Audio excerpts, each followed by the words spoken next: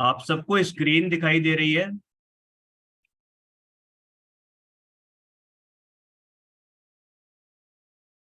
जी थोड़ा अक्षर बड़े हो सकते हैं क्या? नहीं, जरा से।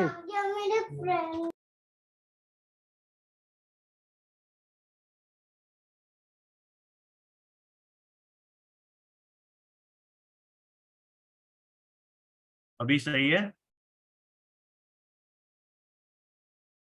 हाँ अब सही है शायद। ठीक है।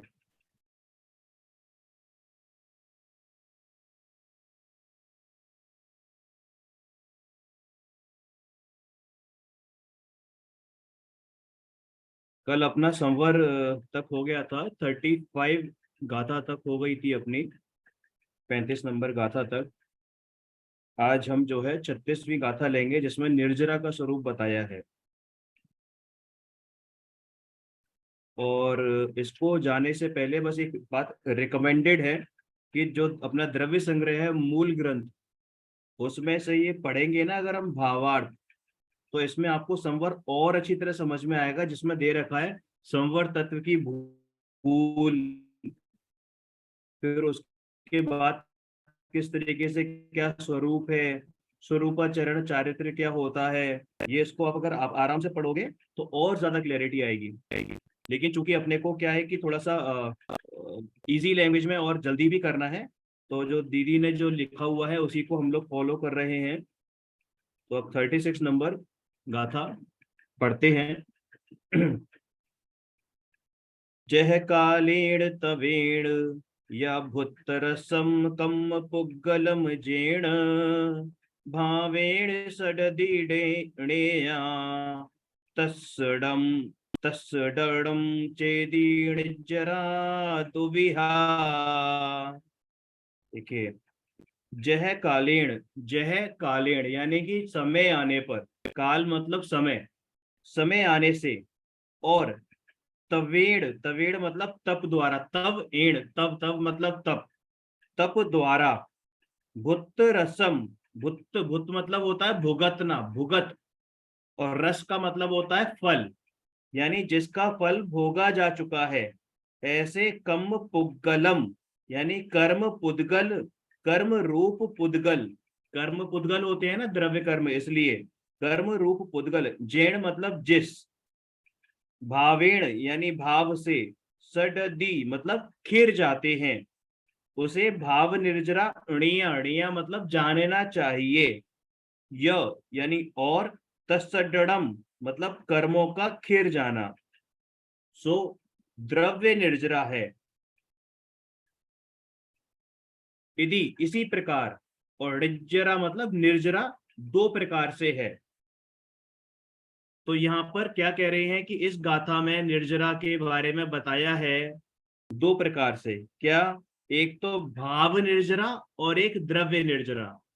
जैसे भाव आश्रव, द्रव्य आश्रव, भाव बंध, द्रव्य बंध, भाव संवर और द्रव्य संवर हमने पढ़ा था, वैसे ही ये द्रव्य निर्जरा और भाव निर्जरा है।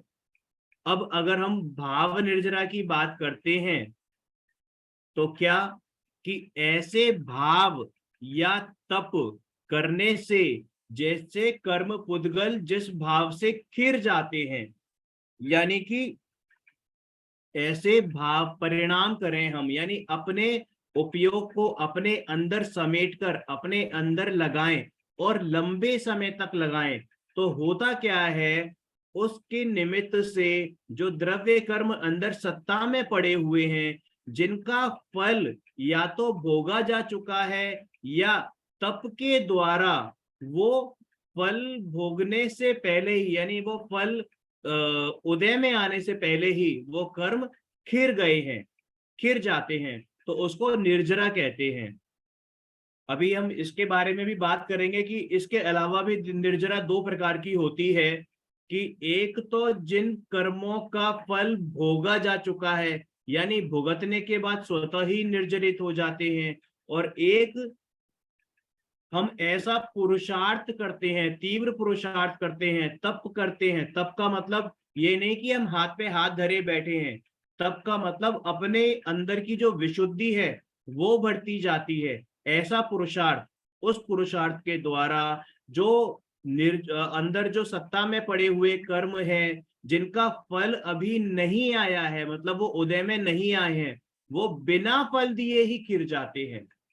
ऐसे कर्म जो बिना फल दिए ही खिर जाते हैं। और जब इस प्रोसेस को, इस प्रक्रिया को कहते हैं अविपाक निर्जरा। क्या कहते हैं? अविपाक। विपाक का मतलब होता है फल, और अ लग गया मतलब नहीं। यानी जिन कर्मों का, जो कर्म बिना उदय में आए ही खिर गए, निर्जरित हो गए, तो उस निर्जरा का नाम कहलाता है अविपाक निर्जरा। और जो कर्म उदय में आने के बाद खिरे, मतलब किसी को तलवार से चोट लगनी थी और उसको तलवार से ही चोट लगी, तो मतलब क्या कि अब वो दोबारा वो जो फल था उसका तो उसने भुगत लिया ना, अब वो खिर गया, तो वो हो गया सविपाक। सविपाक, स मतलब सहित और विपाक मतलब फल। यानी जो उदय में आने के बाद कर्म खिरे हैं तो वो हो गया सविपाक, और जो बिना उदय में आए खिर गए वो हो गया अविपाक। अब पुरुषार्थ किस में है? सविपाक में या अविपाक में? अविपाक में पुरुषार्थ है, क्योंकि वो पुरुषार्थ के द्वारा खिरे हैं, उसमें पुरुषार्थ जगह है।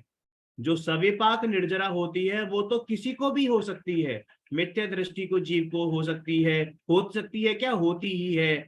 और आपका निगोदिया जीव को भी होती है। यहाँ तक कि जब तक ये मोक्ष प्राप्त नहीं होता, जब तक मोक्ष प्राप्त नहीं होता तब तक भी ये सविपाक निर्जरा होती है, यानी मुनिराजों की भी सविपाक निर्जरा होती है। लेकिन अविपाक निर्जरा, जो बिना उदय में आए ऐसे कर्म खिड़ते हैं, तो वो मात्र और मात्र सम्यक दृष्टि जीवों की होती है, यानी चौथे गुण स्थान के बाद ही वो निर्जरा शुरू होती है। ठीक है, अब हम भाव निर्जरा और द्रव्य निर्जरा की थोड़ी सी बात करेंगे। हमने द्रव्य संवर भाव संवर समझा था कि जब हमारा उपयोग अपने में अंदर जाता है, तो जैसे ही जाता है वैसे ही एक गेट लग जाता है कि बाहर वाले जो कर्म है वो हमारे अंदर प्रवेश नहीं करते। तो उसी प्रकार जब मेरा उपयोग मेरे में गया और लंबे समय तक गया, तो उसका फल ये होता है, जब वो उपयोग मेरे अंदर अंदर गया और मेरे लंबे समय तक गया, तो वो हो गई भाव निर्जरा। और उसके निमित्त से जो जो अंदर सत्ता में पड़े हुए कर्म थे वो झड़ गए, तो वो हो गई द्रव्य निर्जरा। ठीक है, इस गाथा में निर्जरा के मुख्य दो भेद बताए हैं, भाव निर्जरा और द्रव्य निर्जरा, जो बता दिया। अब भाव निर्जरा के बारे में इन्होंने जो लिखा है कि आत्मा के लक्ष्य के बल से, किसकी आत्मा के लक्ष्य के बल से? किसी दूसरे की आत्मा के लक्ष्य के बल से नहीं, मेरे मेरे लक्ष्य के बल से। मेरी आत्मा भी नहीं, बल्कि मेरे ही स्वयं के लक्ष्य के बल से स्वरूप स्थिरता की वृद्धि। स्वरूप स्थिरता मतलब अपने उपयोग का जब अंदर रहना होता है उसे स्वरूप स्थिरता कहते हैं। वही स्वरूप स्थिरता होती है। जब अंदर होते हैं तो वो स्वरूप स्थिरता, कितनी देर तक अपने स्वरूप में हम स्थिर रहे हैं, वो स्वरूप स्थिरता। और उसकी वृद्धि द्वारा आंशिक शुद्धि की वृद्धि।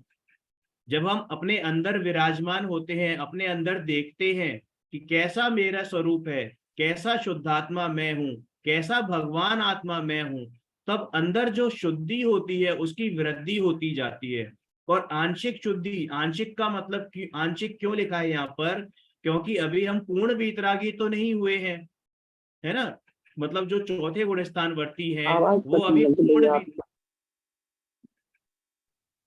अभी भैया आवाज आ रही आपकी है? आवाज कट रही है। अभी आवाज आ रही है? आवाज तो साफ आ रही है एकदम। अब ये पुद्गल के, ये भी वही है, भाषा वर्गण है, इसमें मैं भी कुछ नहीं कर सकता। अपने तत्समय की योग्यता है, जैसा जो रूप बना ले। ठीक है, हमें तो अपने भावों पर ध्यान देना है। और सामने स्क्रीन है, वही बोल रहा हूं मैं, ज्यादा कुछ नहीं है। कि आत्मा के लक्ष्य के बल से स्वरूप स्थिरता की वृद्धि द्वारा आंशिक शुद्धि की वृद्धि। अब जब अंदर शुद्धि की वृद्धि होती जाती है तो उसका जो विलोम है यानी उसका जो प्रतिपक्ष है, अपोजिट साइड है, क्या, अशुद्धि, वो क्या होता जाता है, उसका नाश होता जाता है, उसका नाश होता जाता है। तो वो क्या है, भाव निर्जरा है। यानी शुद्धि की वृद्धि, आंतरिक शुद्धि की वृद्धि और अशुद्धता की हीनता यानी उनका आंशिक नाश, ये क्या है, भाव निर्जरा है।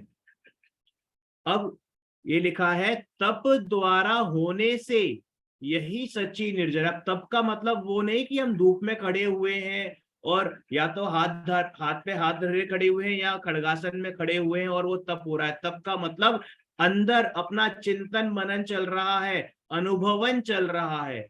ये जो यथार्थ तप होता है वो तो यही होता है, अनुभव के काल में।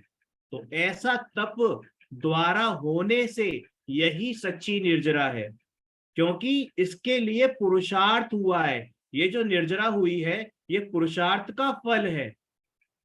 तो इसलिए इसको अविपाक निर्जरा भी कहते हैं, क्योंकि ये कर्म बिना फल दिए खिर गए हैं। और जो समय आने पर यानी अपना समय आकर अपना फल देकर खिड़ते हैं, उन्हें वो तो मात्र नाम की निर्जरा है, जिसको सविपाक निर्जरा कहते हैं। उसका तो कहीं जिक्र भी नहीं आता, मतलब वो हमारे प्रयोजन की भी नहीं है। जो सविपाक निर्जरा है वो तो मिथ्या दृष्टियों के होती है। तथा भाव निर्जरा का निमित्त पाकर, अब ये द्रव्य निर्जरा की बात हो रही है कि भाव निर्जरा का निमित्त पाकर, यानी जब मैंने अपने स्वरूप में स्थिर होना स्टार्ट किया और स्थिर होता रहा, तो उसका निमित्त पाकर जो पुद्गल कर्म है, जड़ कर्म है, उनका अंशतः खिर जाना यानी आंशिक रूप से उनका खिर जाना, वो द्रव्य निर्जरा है। यानी जब मैं अपने आत्मा की तरफ से बात करता हूं तो भाव निर्जरा होती है, और जब मैं कर्मों की अपेक्षा से बात करता हूं तो वो द्रव्य निर्जरा कही जाती है। ठीक है। इसके पश्चात 37वीं गाथा में मोक्ष का स्वरूप बताया गया है। मोक्ष का स्वरूप, अब ये मोक्ष भी जो है दो प्रकार के होते हैं, द्रव्य मोक्ष और भाव मोक्ष। देखिए, जो सभी कर्मों का, पहले गाथा पढ़ते हैं। सवस्य कर्मणो जो हेय हेतु अपणो हो परिणामो, प्रेयोस भाव मोक्षो दव विमोक्षो एकम बुध भावो। देखिए, अर्थ पढ़ते हैं। सवस्य यानी सर्व, कर्म, कर्मणो मतलब कर्मों का, क्षय हेतु यानी क्षय का मतलब क्षय, जो कर्मों का क्षय यानी सब कर्मों का जब क्षय हो गया है, ऐसे परिणाम किसके, अपणों, अपणों मतलब आत्मा के जब ऐसे परिणाम जिनसे सारे कर्मों का क्षय हो गया है, आत्मा के ऐसे परिणाम जिसने समस्त कर्मों का क्षय हो गया है। और हेतु, क्षय हेतु मतलब क्षय होने में हेतु है, हेतु मतलब कारण है। ऐसे आत्मा के ऐसे परिणाम जो सर्व पुद्गल कर्मों के क्षय होने का कारण है, तो वो क्या कहलाता है, भाव मोक्ष कहलाता है। जो सभी कर्मों के नाश का कारण है, ऐसे आत्मा का परिणाम भाव मोक्ष है। फिर ऋयो मतलब जानना, भाव मोक्ष को। फिर द्रव्य मोक्ष क्या होता है, जो कर्म पुद्गलों का सर्वथा आत्मा से अलग होना, कर्म पुद्गलों का आत्मा से सर्वथा रूप से अलग होना। सर्वथा रूप से क्षय होना मतलब बिल्कुल परमानेंट, परमानेंट डोर मतलब एग्जिट खुल गया और अब उनमें आने की ना तो गुंजाइश है और अंदर भी कुछ बचा नहीं है, बिल्कुल वैक्यूम क्रिएट हो गया है अगर कर्मों की दृष्टि से बात करें तो वो स्थिति क्या कहलाती है, मोक्ष की स्थिति कहलाती है। अब भाव मोक्ष क्या कहते हैं कि अशुद्ध दशा का, अशुद्ध का मतलब शुभाशुभ परिणाम। अब चूंकि मुनि दशा थी इससे पहले, तो अशुभ परिणाम तो होंगे ही नहीं, शुभ परिणाम थे, यानी शुभ परिणाम का, शुभ राग का भी अंश अब नहीं बचा है। ऐसी अशुद्ध दशा का सर्वथा पूर्ण नाश होकर, सर्वथा संपूर्ण नाश होकर आत्मा की पूर्ण निर्मल पवित्र दशा का प्रकट होना भाव मोक्ष है। समझ में आया? अशुद्ध दशा का संपूर्ण नाश हुआ, सर्वथा, सर्वथा मतलब अब सर्वांग में से अब एक अंग भी ऐसा नहीं है, एक रंच मात्र भी 0.000000001% भी कषाय हमारे अंदर नहीं बची हुई है। सर्वथा संपूर्ण नाश होकर आत्मा की पूर्ण निर्मल पवित्र दशा का प्रकट होना वो भाव मोक्ष है। और जब ऐसा निमित्त पड़ता है कि मेरा स्वरूप एक बार जब अंदर गया फिर कभी बाहर निकला ही नहीं, यानी शुद्धोपयोग में रहा तो शुद्धोपयोग में ही रहा, अब वो शुभोपयोग में कभी नहीं आएगा। हमें मतलब अब त्रिकाली त्रिकाली अंदर रूम है, त्रिकाली अंदर हूं, अब कभी भी बाहर नहीं आऊंगा। जब ऐसी अवस्था हो जाती है तो वो भाव मोक्ष होता है। और इसके निमित्त से जो कर्म अंदर सत्ता में थोड़े बहुत जो पड़े थे, निर्जरा होने के बाद वो भी मुझसे सर्वथा पृथक हो जाते हैं, बिल्कुल अलग हो जाते हैं। अब वो उनका नाश ही हो जाता है, यानी कि जो अंदर कर्म थे वो क्या हो गया, अब उनका कर्मत्व खत्म हो गया। जो पुद्गल परमाणु जो कर्म रूप बन रहे थे ना, वो उनका कर्मत्व यानी कर्मपना वो खत्म हो गया, कर्मों का नाश हो गया, द्रव्य कर्मों का नाश हो गया। किसका निमित्त पाकर? भाव मोक्ष का निमित्त पाकर। तो उसका निमित्त पाकर द्रव्य कर्म का सर्वथा नाश होना द्रव्य मोक्ष है। अब यहां लिखा है कि विशेष इतना कि चार घातीय कर्मों के नाश होने पर 13वें गुण स्थान में भाव मोक्ष होता है। समझ में आया? यानी कि अगर हम अरिहंत और सिद्ध को कंपेयर करें तो जो अरिहंत अवस्था है वो भाव मोक्ष की अवस्था है और सिद्ध अवस्था है वो द्रव्य मोक्ष की अवस्था है, मतलब पर्याय में भी प्रकट हो गई है। अब अरिहंतों की अवस्था हम भाव मोक्ष क्यों कहते हैं? क्योंकि अब उनको उनके भी जो अंदर कर्म है ना, चार घाती कर्म, उनका तो सर्वथा अभाव हो गया है। अब जो चार अघाती कर्म है वो भी अब अभाव होने के रास्ते पर ही है, मतलब उनको कर्म बंधन हो नहीं रहा है, जरा सा भी नहीं हो रहा। आश्रम में भी किस तरीके से आश्रम हो रहा है, क्योंकि चार अघातीय कर्म अभी है वहां पर। चार अघातीय कर्म आयु नाम गोत्र और वेदनीय, ये चार अघातीय कर्म हैं, लेकिन ये हमारे स्वभाव का रंच मात्र भी घात नहीं करते। बस इतना होता है कि इनके होने से अभी आश्रम हो रहा है। वो भी आश्रम कैसा कि हमने बॉल फेंकी दीवार पर और जितनी देर के लिए बॉल वहां पे रुकी और तुरंत निकल गई नीचे। बॉल आप दीवार पर जब बॉल मारते हो क्रिमिच की या उसकी रबर की बॉल मारते हो, प्लास्टिक की बॉल मारते हो, तो दीवार पे कितनी देर के लिए रुकती है? तुरंत मुंह नीचे नहीं गिर है ना जाती वहां है, पे तुरंत वापस इसलिए। लौट जाती है। हेलो, उनको मुंह नहीं है ना कर्मों में भैया, हाँ जी, मुंह नहीं है उनको इसलिए बंधते नहीं है। आवाज नहीं आ रही, आप क्या कह रहे हैं? मैं ये कह रही हूँ कि हाँ मैं वही बता रहा वो हूँ कि कर्म बंधते नहीं है, आश्रम होता है वो भी नाम मात्र के लिए, बंधन बिल्कुल नहीं है, बिल्कुल बंधन नहीं है। जैसे चिकन कोई दीवार है उस पे आपने बालू डाली और बालू जाके और नीचे झड़ गई तुरंत, ऐसे ही वहां पर कर्मों का आना होता है, लेकिन अंदर नहीं आते, स्पर्श भी नहीं करते। ठीक है, तो वो क्या है कि वो खत्म होने के रास्ते पर है, अब वो खत्म हो ही जाएंगे कुछ समय बाद, इसलिए उनको भाव मोक्ष कहा गया है। समझ में आया?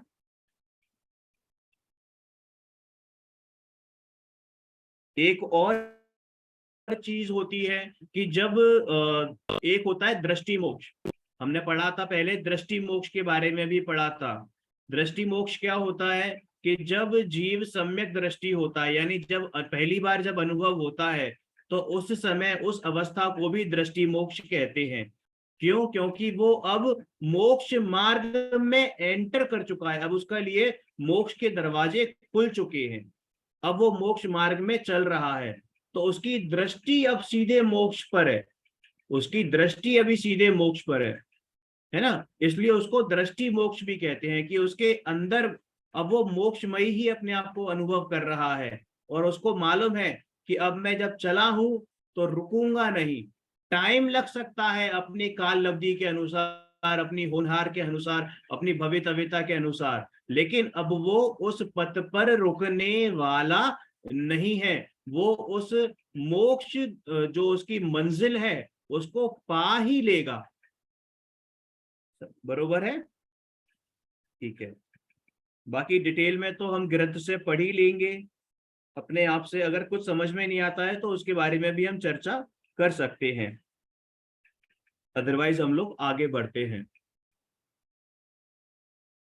इसके पश्चात 38वीं गाथा में आश्रव बंध के अवान्तर भेद, पुण्य पाप, अवान्तर भेद का मतलब होता है फर्दर इनके जो प्रभेद किए गए हैं, कैसे आश्रव और पुण्य, आश्रव और बंध, यानी पुण्य आश्रव, पाप आश्रव, और पुण्य बंध और पाप बंध, इनके इस प्रकार से दो भेद और बताए जाते हैं।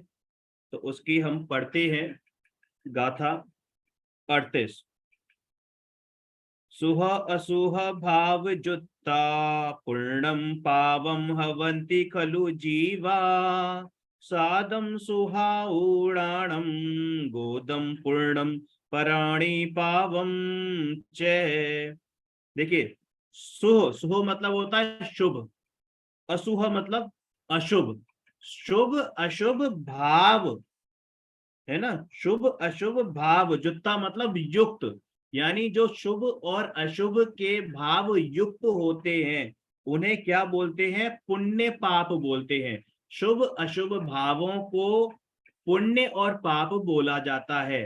ठीक है, पढ़ते हैं, इसमें अर्थ भी लिखा हुआ है कि शुभ और अशुभ परिणामों से युक्त जीव पुण्य और पाप रूप होते हैं।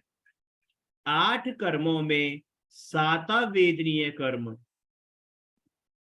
देखिए, शुभ कर्मों के बारे में बता रहे हैं, यानी पुण्य के बारे में बता रहे हैं। जो अपने 4 घातीय कर्म होते हैं, हमेशा याद रखिए, 4 घातीय कर्म ज्ञानावर्णीय, दर्शनावर्णीय, मोहिनीय और अंतराय, ये तो मात्र पाप रूप ही है, अशुभ रूप ही है। समझ में आया? इनमें आप कितना ही कुछ कर लो, अगर ये बंधे हुए हैं तो ये पाप प्रकृतियां ही है, ये पाप का ही उदय इनसे आएगा, शुभ का उदय कभी इनसे नहीं आने वाला। लेकिन बाकी के जो बचे 4 आघातीय कर्म है वो मिश्र प्रकृति के हैं, यानी कि पाप भी है और पुण्य भी है। अब वो डिपेंड किस पे करता है, हमारे परिणाम कैसे होते हैं। हमारे शुभ परिणाम होंगे, अच्छे परिणाम होंगे, शुद्धता की तरफ जाने वाले परिणाम होंगे, तो हमें अघातीय कर्मों की पुण्य प्रकृति का बंध होगा, घातीय कर्मों की पाप प्रकृति का बंध तो होगा ही होगा, लेकिन अघातीय कर्मों की पुण्य प्रकृति का बंध होगा। और हमारे परिणाम जब अशुभ होंगे, पाप क्रीड़ा में मग्न होंगे, तो हमें घाती के भी पाप प्रकृतियां को बंध हो रहा है, घाती कर्मों का भी, और अघाती का भी पाप प्रकृतियों का बंध होगा। मतलब दोनों कंडीशनों में, पाप और पुण्य दोनों कंडीशनों में चल रहे हैं। पाप प्रकृति में तो मात्र पाप प्लस पाप, और पुण्य कर्मों में पुण्य प्लस पाप, दोनों चीजों का बंद हो रहा है। हम मंदिर जा रहे हैं, निस्वार्थ भाव से मंदिर में पूजा कर रहे हैं, स्वाध्याय कर रहे हैं, और अगर हमें सम्यक दर्शन नहीं है तो हमें पाप प्रकृतियों का, घाती कर्मों का, और पुण्य प्रकृति का, अघाती कर्मों का बंद होगा। पढ़ते हैं थोड़ा सा डिटेल में कि 8 कर्मों में 7 वेदनीय कर्म, शुभ आयु, शुभ नाम और शुभ गोत्र यानी उच्च गोत्र, ये सब पुण्य प्रकृतियां हैं। और इनसे भिन्न दूसरी असाता वेदनीय, अशुभ आयु, अशुभ नाम और नीच गोत्र, ये सब पाप प्रकृतियां हैं। व्याख्या दे रखी है, दया दान व्रत उपवास भक्ति नियम संयम, ये सब आदि मंद कषाय रूप शुभ भावों से जीव को पुण्य का बंध होता है।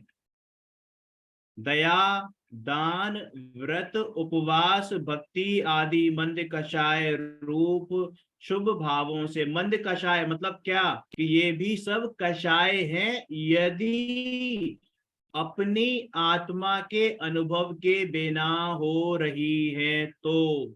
समझ में आया? अनुभव के काल में जो बेस्ट काल माना गया है वो सिर्फ और सिर्फ अनुभव का काल है, अनुभव का भाव है। शुद्ध भाव यानी कि शुद्धोपयोग में जब जीव रहता है, बस एकमात्र वही एक ऐसा समय होता है जब उसको ना पुण्य का और ना पाप का, दोनों में से किसी का बंध नहीं होता, मात्र उस समय बंध नहीं होता है। और जब वो शुद्ध परिणति में आता है यानी शुभोपयोग में आता है, तो वहां उसे पुण्य कर्मों का बंध होता है, शुभ भावों का बंध होता है।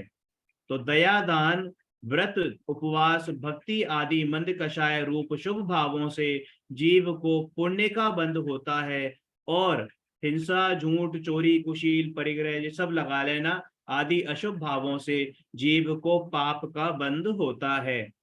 8 कर्मों में आघाती कर्म, ये रिपीट हो रही है बात, 8 कर्मों में आघाती कर्म पुण्य और पाप दोनों रूप हैं, और घातिया कर्म तो सभी पाप रूपी हैं, क्योंकि ये आत्म गुण की घातक हैं। अब ये आत्म गुण की घातक का मतलब क्या कि ये हमारे गुण छीन लेती हैं, गुणों को कम कर देती हैं, मेरे अंदर अनंत गुण है वो असंख्यात पर आ जाते हैं। नहीं, मेरे अंदर जो अनंत गुण है विद्यमान है ना, उनकी प्रगटता नहीं ला पाते। मेरी जो प्रभुता है वो प्रकटता में नहीं आ पाती। मेरा जो सम्यक दर्शन है वो प्रकटता में नहीं आ पाता। मेरा जो ज्ञान है वो प्रकटता में, ज्ञान की पूर्णता प्रकटता में नहीं आ पाती। मेरे चारित्र की पूर्णता वो प्रकटता में नहीं आ पाती। ठीक है, मेरी श्रद्धा गुण की पूर्णता वो प्रकटता में नहीं आ पाती। मेरा वीर गुण वो प्रकटता में नहीं आ पाता।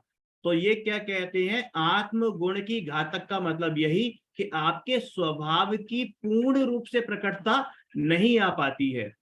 इनका बंध निरंतर होता है। किनका बंध? इन 8 कर्मों का बंध निरंतर होता है, जिसमें से एक आयु कर्म का बंध जीव को उसकी जो वर्तमान आयु है उसमें एक बार होता है, बाकी 7 कर्मों का बंध तो निरंतर चलता रहता है। 7 कर्मों का बंध निरंतर चलता रहता है। अघाती कर्म आत्म गुण के घातक नहीं है, अतः उनकी उपस्थिति में भी जीव पूर्ण सुखी हो जाता है। मतलब पूर्ण सुखी हो जाता है। अरहंत भगवान को 4 अघातीय कर्म अभी भी हैं, पूर्ण रूप से विद्यमान है, पूर्ण रूप से, फिर भी वो अंदर से सुखी हैं, क्योंकि अघाती कर्म हमारे आत्मा के स्वभाव का घात करने में रंच मात्र भी सक्षम नहीं है। लेकिन जो संसारी जीव होता है वो अघाती कर्मों की शुभ प्रकृतियों में के शुभ प्रकृतियों, जब उसको शुभ बंध होता है तो उसको अच्छे संयोग मिलते हैं। नाम कर्म का नौ कर्म का ऐसा संयोग मिलता है कि जो बाहरी संयोग है, अच्छा शरीर मिलता है, अच्छी बीवी मिलती है, बच्चे मिलते हैं, पत्नी माता पिता मिलते हैं, घर मिलता है, पैसा मिलता है, मित्र जन मिलते हैं, बहुत ख्याल रखने वाले लोग मिलते हैं। ठीक है, लेकिन उसमें वो जब डूबता है, जब उनमें अपना इष्ट अनिष्ट पना करता है, तो वापस से उसको वो पाप प्रकृतियों का बंध मिलना स्टार्ट हो जाता है। और जब वही उन संयोगों में जब उसको जिनवाणी के श्रवण रूप ऐसा वातावरण मिले, जहां उसको गुरु भी मिले, जहां जिनवाणी भी मिले, मंदिर भी बिल्कुल बगल में हो, है ना, और ऐसे संयोग मिले, और फिर उस उनमें वो लिप्त रहे। किसमें लिप्त रहे? अपने आत्मा को समझने में के प्रयास में वो लिप्त रहे, ऐसा प्रयास करता रहे, ऐसा पुरुषार्थ करता रहे, तो उसको जो पुण्य बंध होगा वो ऐसा पुण्य बंध होगा कि उसको और ज्यादा ऐसे संयोग मिलेंगे कि जहाँ पे उसको जिनवाणी का श्रवण और ज्यादा करने को मिलेगा और सुनने को मिलेगा। ऐसी रुचि मिलेगी कि वो उस जिनवाणी को सुनने बैठेगा तो रुचिवंत होके बैठेगा। ऐसा ज्ञान का क्षेपशम मिलेगा कि वो पढ़ेगा तो उसको समझ में जल्दी आने लगेगा। गुरु श्री गुरु उसको बताएंगे एक बात, वो समझेगा 10 बात उसी एक बात से, मतलब गागर में सागर तरीके के समझेगा। तो ऐसा जो पुण्य का बंध होता है, ठीक है ना, तो वैसा बंध उसको फिर मिलता है। और इस कारण से वो जो पुण्य का बंध है वो हमें शुद्ध की तरफ ले जाने वाला पुण्य का बंध है। और ये पुण्य का जो बंध है ना, पुण्य का जो फल है, वो तो बाई प्रोडक्ट है, बाई प्रोडक्ट है। यानी कि जब आप अपना आत्म कल्याण के रास्ते पे चलोगे तो ये पुण्य तो बाई प्रोडक्ट आपके पास आएगा ही आएगा। उसके लिए आपको कोई पुरुषार्थ नहीं करना है। हाँ, अगर आप पुण्य के लिए पुरुषार्थ करोगे तो ये तो हो सकता है कि पुण्य क्षीण होता जाए, पुण्य ना बंधे। लेकिन अगर आप आत्मा के लिए पुरुषार्थ करोगे तो ऐसा हो ही नहीं सकता कि आपका पुण्य का बंध ना हो, मतलब पुण्य आपके पीछे पीछे दुम दबाता हुआ ना आए। 8 कर्मों में अघातीय कर्म पुण्य और पाप दोनों रूप हैं, और अघाती कर्म तो सभी पाप रूप ही हैं, क्योंकि ये आत्मगुण की घातक हैं। इनका बंध निरंतर होता है। अघाती कर्म आत्मगुण के घातक नहीं है, अतः उनकी उपस्थिति में भी जीव पूर्ण सुखी हो जाता है। यद्यपि इष्ट अनिष्ट सामग्री मिलने की अपेक्षा पुण्य पाप में भेद है, तथापि कर्म बंध की अपेक्षा दोनों समान है। अब हम पुण्य और पाप को कैसे काउंट करते हैं? इष्ट और अनिष्ट की अपेक्षा से, कि हमने जो चाहा वो हमें मिल गया तो इष्ट, हमने जो चाहा वो नहीं मिला, या हमने जो चाहा था उसके उलट मिला, या हमने जो नहीं चाहा था वो मिला, तो वो क्या हो गया? अनिष्ट। तो उनमें जो सुख बुद्धि हम लगाते हैं तो वो वाली जो वो जो भेद है, उस हिसाब से पाप और पुण्य के भेद कह सकते हैं इष्ट और अनिष्ट कारक में। ठीक है, तो वो पाप और पुण्य के भेद हैं। लेकिन कर्मों की अपेक्षा से देखें तो दोनों ही बंध के कारण हैं, समान है, दोनों ही हेय है। पाप की तरह पुण्य भी हेय है। लेकिन इसको अलग अर्थ में मत ले जाइएगा कि भैया हमने पाप तो छोड़े नहीं, पुण्य भी करना छोड़ दें, है ना। ऐसा नहीं है। पुण्य जो हमेशा उपदेश दिया जाता है वो ऊपर चढ़ने के लिए दिया जाता है। अगर उपदेश श्री गुरु देते हैं तो वो भगवान बनने का उपदेश देते हैं, नरकों में जाने का उपदेश नहीं देते हैं। दोनों के नाश से ही मुक्ति मिलेगी। यहाँ पर 9 पदार्थों का वर्णन समाप्त होता है। अब 9 पदार्थ कौन से? अपने 7 तो तत्व हो गए, जीव, अजीव, आश्रव, संवर, बंध, जीव, अजीव, आश्रव, बंध, संवर, निर्जरा, मोक्ष। और आश्रव और बंध के कौन? पुण्य और पाप। तो इस तरीके से ये 9 पदार्थों का वर्णन यहाँ पर समाप्त होता है। इसके पश्चात 39वीं गाथा में, 39वीं गाथा से 57वीं गाथा, देखो हमारा ये अधिकार हमारा समाप्त हुआ है। कौन सा अधिकार चल रहा था? ये तीसरा अधिकार चल रहा था, नहीं दूसरा अधिकार चल रहा था। पुण्य और पाप का जो लक्षण जो बताया था ये सब हमारा हुआ। इसमें परिशिष्ट में ये सब दे रखा है, अपनी जो मूल ग्रंथ है अपना उसमें ये सब दे रखा है, और बहुत अच्छी तरह से इसमें समझा रखा है। अब ये 39 में ये तृतीय अधिकार चल रहा है कि मोक्ष मार्ग का 2 प्रकार से निरूपण। मोक्ष मार्ग का 2 प्रकार से निरूपण। कैसे निरूपण? एक व्यवहार नय से और एक निश्चय नय से। ये 2 प्रकार से किसी भी वस्तु का निरूपण 2 प्रकार से किया जाता है, एक व्यवहार अपेक्षा से और एक निश्चय अपेक्षा से। क्योंकि ये 2 मूल अध्यात्म के नए हैं। कौन कौन से 2 अध्यात्म के नए कहे थे? व्यवहार नय और निश्चय नय। ठीक है, तो उसकी अपेक्षा से यहाँ पर बात कही गई है। देखिए गाथा पढ़ते हैं, 39 नंबर, 39 नंबर की गाथा, पृष्ठ नंबर 95 अपना मूल ग्रंथ में से। संबद्धं सडम्डाणं चरणं मोक्षस्य कारणं जाने व्यवहाराच्च यदो तत्तीयमयो अप्पा। देखिए सम्मत दर्शनम राणम, यानी कि सम्यक दर्शन ज्ञान, और चरण का मतलब चारित्र। सम्यक दर्शन ज्ञान चारित्राणि मोक्ष मार्ग, तत्वार्थ सूत्र का पहला क्या सूत्र है? सम्यक दर्शन ज्ञान चारित्राणि मोक्ष मार्ग, और यही जैन दर्शन का सिद्धांत भी है। मोक्ष जाने का तो एक ही मार्ग है। कौन सा? सम्यक दर्शन, सम्यक ज्ञान और सम्यक चारित्र की एकता ही मोक्ष मार्ग है। ठीक है, लेकिन फिर भी इसको दो तरीके से निरूपित किया गया है, समझाया गया है, ताकि हम जैसे जो तुच्छ बुद्धि वाले लोग हैं, जो कम बुद्धि वाले लोग हैं, उनको समझ में आए। क्योंकि अगर सीधा ही भारी भरकम बम फोड़ दिया जाएगा तो वो समझ में नहीं आएगा। रुचि लाने के लिए व्यवहार का उपयोग किया जाता है। देखिए क्या कहते हैं कि व्यवहार ने से सम्यक दर्शन, सम्यक ज्ञान और सम्यक चारित्र को मोक्ष का कारण जानो। ठीक है, किसको? व्यवहार नय से। ये बात भी देखो आप कैसे कही है, क्योंकि हमने व्यवहार नय और निश्चय नय का एक स्वरूप समझा था कि जो भेद को समझाए, भेदों के द्वारा, किसमें? अभेद में भेद करे।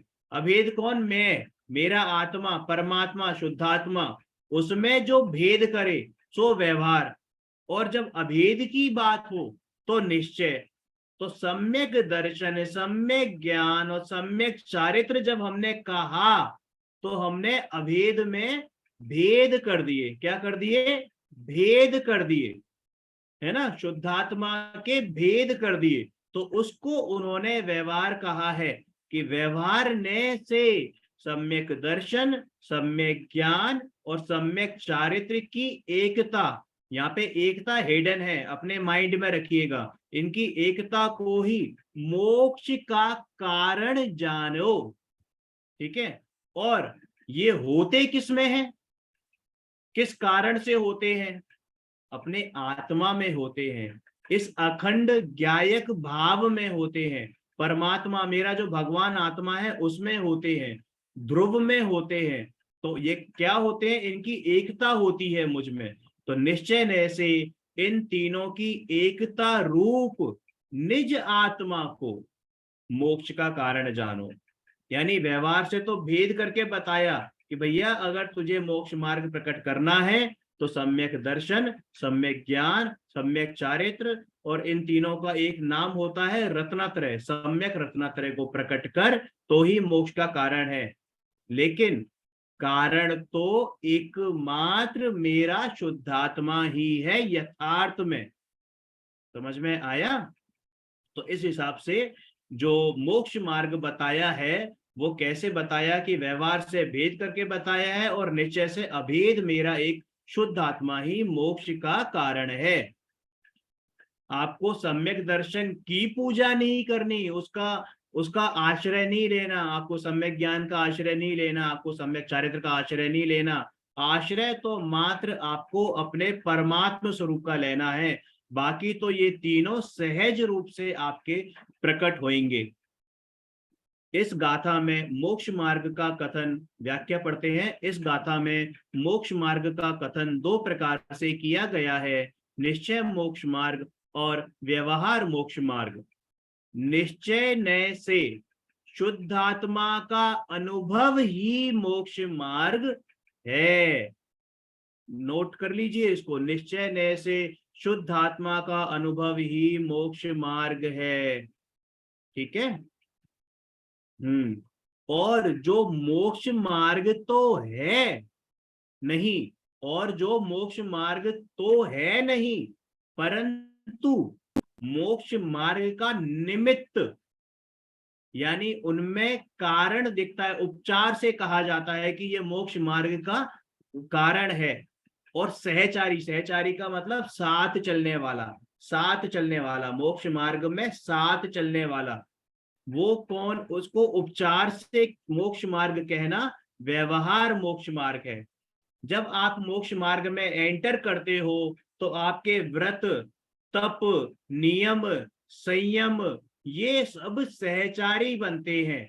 सहचारी का मतलब आपके साथ साथ चलते हैं, आपकी अंतरंग विशुद्धि बढ़ती जाती है तो वो चीजें बाहर में भी दिखती जाती हैं।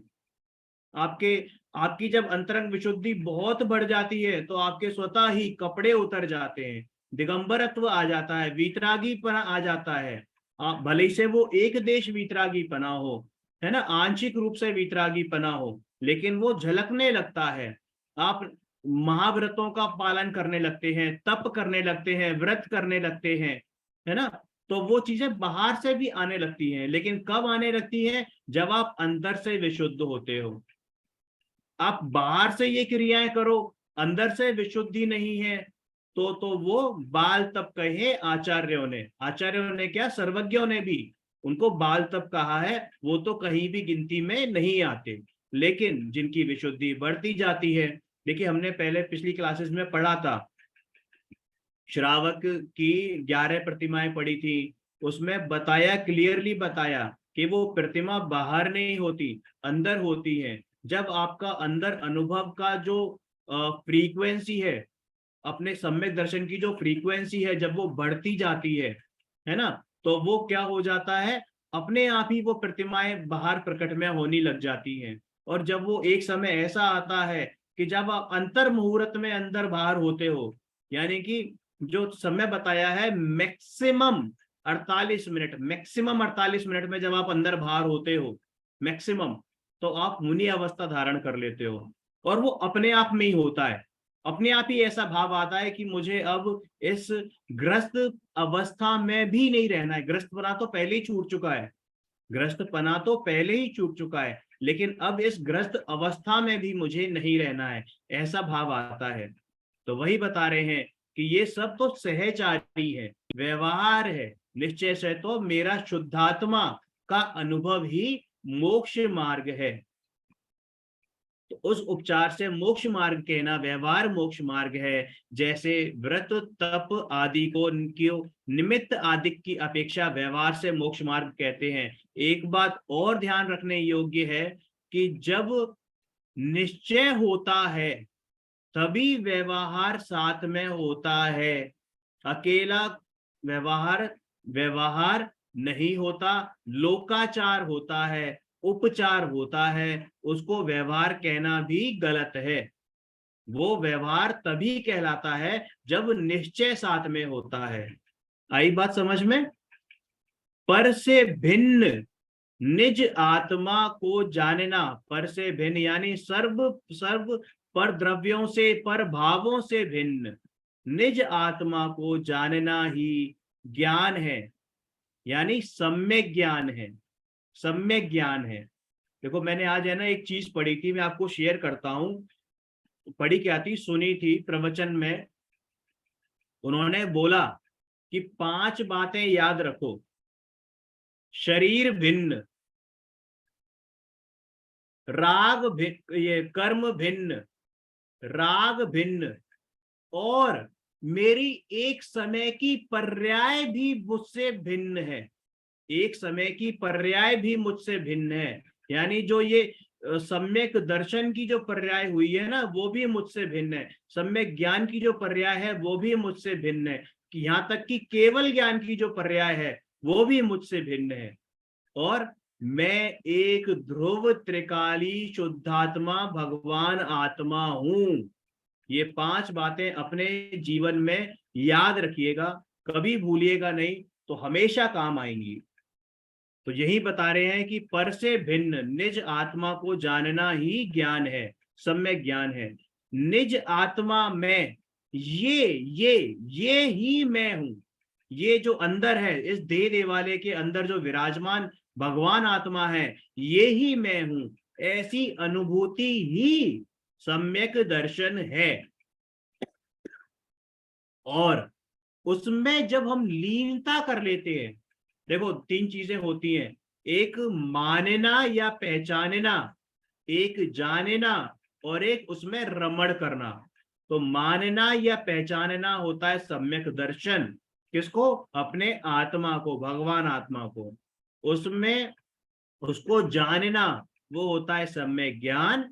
और उसमें जब हमारी रमणता हो जाती है तो वो होता है सम्यक चारित्र। तो ऐसी अनुभूति ही सम्यक दर्शन है, निज आत्मा में लीनता ही सम्यक चारित्र है। तो यहाँ पर तीनों चीजें बता दी, सम्यक ज्ञान, सम्यक दर्शन और सम्यक चारित्र।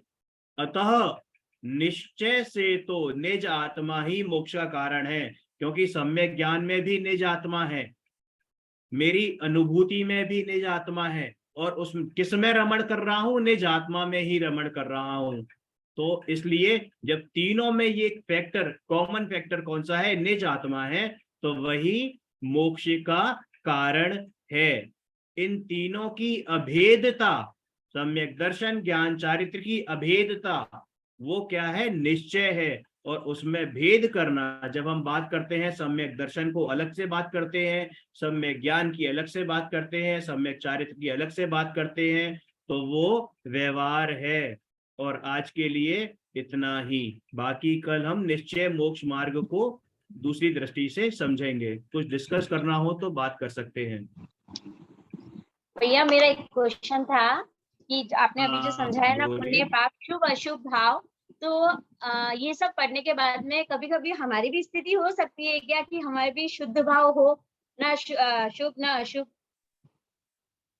कुछ समय के लिए? बिल्कुल हो सकती है, बिल्कुल बिल्कुल हो सकती है, बिल्कुल हो सकती है, क्योंकि सम्यक दर्शन तो कभी भी हो सकता है, किसी को भी हो सकता है। जब पूंछ वालों को हो सकता है, तो मूछ वालों और चोटी वालों को तो हो ही सकता है ना। तो किसी को भी सम्यक दर्शन हो सकता है। और ये पढ़ने और पढ़ाने का उद्देश्य भी यही है, पढ़ने और पढ़ाने का उद्देश्य भी यही है कि हम अपना आत्म कल्याण करें, है ना। उसको जब हम सही यथार्थ रूप से समझेंगे। हाँ, पहले हम सोचते थे कि कुछ सोच के ये अशुद्ध मतलब शुभ भाव रखते थे कि हमको ये मिल जाए या ऐसा नहीं हो, लेकिन अब दोनों चीज नहीं सोच के भगवान के सामने हाथ जोड़ते तो वो स्थिति शायद शुद्ध भाव हो सकती है ना। शुद्ध भावात्मानुभूति नहीं, होती है। देखिए ऐसा होता है कि जब हम ये सोचेंगे, एक सेकेंड, जब हम ये सोचेंगे भगवान के सामने, या जब हम स्वाध्याय कर रहे हैं कि मुझे शुभ परिणाम हो या मुझे शुद्ध परिणाम भी हो, अगर हम ये भी सोच रहे हैं ना कि मुझे शुद्ध परिणाम हो, तो वो भी विकल्प है। उस समय तो नहीं होगी, उससे नहीं होगी, कुछ भी नहीं सोचना। हाँ हाँ, अपना स्वरूप आप बस ये निर्णय करो कि जैसा भगवान ने बताया, सर्वज्ञ ने बताया, आचार्य भगवान ने बताया है, वैसा ही स्वरूप मेरा है, और मुझे अपने का भान करना है, अपना भाव भाषण करना है। इसका भाव भाषण नहीं करना, अपना भाव भाषण करना है। ये तो निमित्त है, ये जो क्या है अभी पढ़ा ना हमने कि ये निमित्त भूत है, निमित्त कारण है। और हमने निमित्त उपादान में ये भी पढ़ा था कि निमित्त निमित्त तभी कहा जाता है जब कार्य होता है। समझ में आया ना। तो ये निमित्त भी तभी बनेंगे जब हमें सम्यक दर्शन होगा, है ना। और बिल्कुल बिल्कुल टेंशन की बात नहीं है, बिल्कुल टेंशन फ्री होकर कि बिल्कुल होगा, होगा तो होगा, नहीं होगा तो नहीं होगा। ये भी मैंने अभी क्या बोला, 5 पॉइंट बताए थे ना आपको, उसमें चौथा पॉइंट क्या था कि एक समय की पर्याय से भी मैं भिन्न हूं। तो सम्यक दर्शन क्या है मालूम है, एक समय की पर्याय, मैं उससे भी भिन्न हूं। जब हम ये अनुभव करते हैं ना, तो सम्यक दर्शन जैसी पर्यायें तो दौड़ी चली आती हैं। समझ में आया? हाँ। और कुछ डिस्कस ज्यादा करना ऊंचे है? लेवल का नहीं बता दिया भैया आपने अदिति को? है भैया? ज्यादा ऊंचा लेवल नहीं बता दिया अदिति को आपने अभी? वो नहीं नहीं, ऊंचा लेवल नहीं। देखिए जो बात कही जाती है ना, वो सही कही जाती है। ऊंचा नीचा तो समझने और समझाने के ऊपर डिपेंड हाँ, करता है। अब वो अगर इस बात को कुछ समझ रहे लिया। हैं, वो समझ रहे हैं, तो फिर ऊंचा कुछ नहीं है ना। नहीं मुझे लग समझेंगे रहा तो है वो नहीं प्रश्न समझ आया। करेंगे। अच्छा पूछो उनसे क्या मतलब कैसे होता है, मतलब सॉरी, शुद्ध भाव कैसे होंगे? जरा जरा आदित्य एक्सप्लेन करना आप।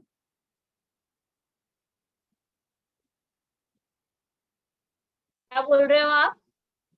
मैंने कहा शुद्ध भाव आपको कितना समझ आया, प्लीज बताओ एक बार। जो भैया ने बोला, मुझे ऐसा लग रहा है कि भैया ने ज्यादा ऊंचे उस पे बताया, जाकर के जो समय सार वगैरह पढ़ते हैं ना ये।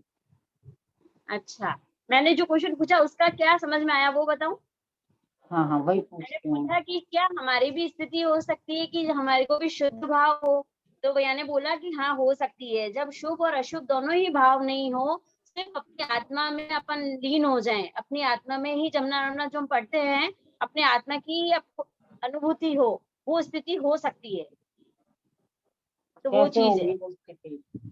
कैसे होगी? जब हमारे मन में कोई भी विकल्प नहीं होगा कि हमें कुछ भी नहीं चाहिए ना, तो हम पाप पुण्य की तरफ सोचेंगे, कुछ भी नहीं सोचना उसके लिए। वो अंकल जी ने जैसा एक हम एग्जाम्पल दिया था। सहजता से होगा जब हाँ। अगर इतने में आप पहुंचते हो, कितने अंतर मुहूर्त में, कितने मोहित टाइम भैया में, से कितने पूछूं मैं एक क्षण। बारी, जो मेरे दिमाग मोहित भैया अंकल जी ने एक एग्जाम्पल दिया था, मेरे को नाम ध्यान नहीं किन का। वो उन्होंने एक अलग से कमरा लिया था और वो हर समय ध्यान करते रहते थे, खाने का भी ध्यान नहीं रहता था और उन्हें समय ज्ञान हुआ था। अ, नाम मुझे ध्यान नहीं है। तो वो मतलब ध्यान में ही लगे रहते थे वहां पे भाई, ताकि किसी तरह की डिस्टरबेंस ना हो, घर के वो ना हो। तो मुझे थोड़ा सा वो चल रहा है दिमाग में कि आप बैठ कर जब तक अपने आत्मा में जाते नहीं हो, ये